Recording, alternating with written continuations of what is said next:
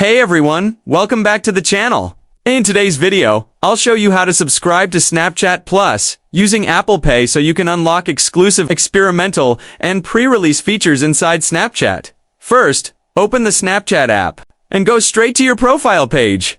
At the very top, you should see a banner card that says Snapchat Plus. Tap on that banner. Next, you'll see different subscription options. Pick the one that works best for you, whether it's monthly, yearly, or whatever Snapchat is currently offering. When it's time to pay, just select Apple Pay as your payment method. Confirm the purchase with Face ID or Touch ID, and that's it. Your subscription will be active. Sometimes you might need to restart the Snapchat app before the new Snapchat Plus features show up, so don't worry if you don't see them right away. One quick note. If you don't see the Snapchat Plus banner card on your profile, try dismissing any other banner cards first.